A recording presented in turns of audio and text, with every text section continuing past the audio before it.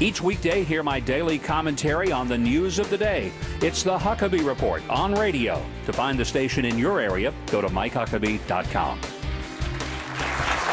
My next guest conducted more than 1,000 missions during the war in Iraq. He risked his own life to save the lives of Navy SEALs. His work was so dangerous that they couldn't use his real name. He's a real hero of the Iraq War. He's not even an American. He's an Iraqi interpreter. He's a Muslim. His remarkable story is told in the new book, codenamed Johnny Walker. Johnny Walker, whose real name we're going to keep a secret. And the author of the book, Jim Delafease, joins me now. It's great to have both of you guys here. Johnny, I find your story, it's like something that someone would write for fiction, but it's a true story. You were recruited to be an interpreter and help American troops. And I just wonder, as an Iraqi and as a Muslim, was that a little unnerving for you at the beginning, that if some of your fellow citizens found out, they might decide to turn on you?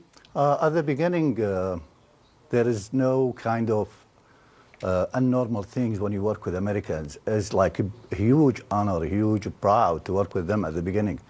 But after 2 years, things became changed, and anyone work with American, he became target.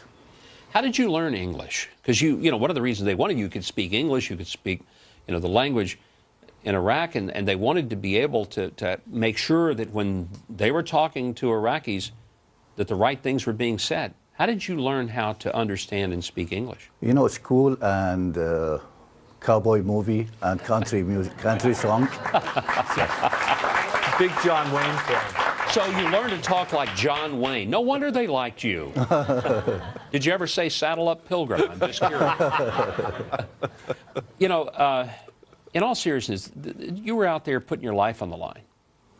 Did it ever occur to you you might die for some American soldiers that you had to wonder, do they like me? Do they trust me? Did that cross your mind? Maybe at the beginning, like the first 4 months, but after that time, we became family. They are my family. So we have no option. We have to trust each other, Well, I was going to, you trusted them, didn't you? In my life, yeah. And they trusted you. Yes. Jim, tell me what about this story just fascinated you and you made you want to put it into a book.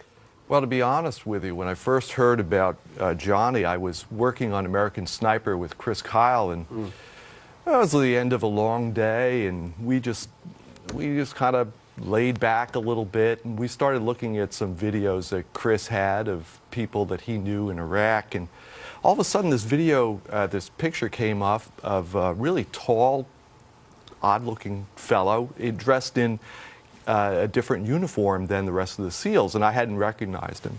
I said, "Chris, who's that?" And Chris, big Texan, goes, "Well, I'll tell you who that is. That's Jim. That's the only Iraqi I ever trusted with a gun." After American Sniper came out, Chris happened to run into him, and Chris got a hold of the publisher and said, "You have to write this book because Johnny Walker saved more Americans than any SEAL did." And, wow. And that's... Johnny, that's a remarkable thing. You saved a lot of American lives. They loved you for that, trusted you for that, honored you for that, but you were still there. How did you end up getting to America? And tell me, were you afraid not to come to America? No, I love America because, my background, I play basketball when I'm young and high jump, and I should watch Harlem team, so always I have this kind of small dream in my mind. I want to live in mountain area, front of the lakes. So in 2006, we have big war, and SEALs, they asked me to move to America, and I told them, no, I like to stay. 2007, I started thinking about my family more, and this looked like this is not only my call. It's my family call, my wife and my kids. And I told them, yeah, I want to move. And 2009, I came to America. Now, you're even in the process of becoming an American citizen. Is that yes. Right? Tell me why you like America and why you want to be a citizen of this country. Because I have my dream now, and my kids safe, and they can do whatever they like to do, whatever they believe, Well, I hope that your story will remind Americans of what we need to be grateful for. It is a wonderful book. It's a great story.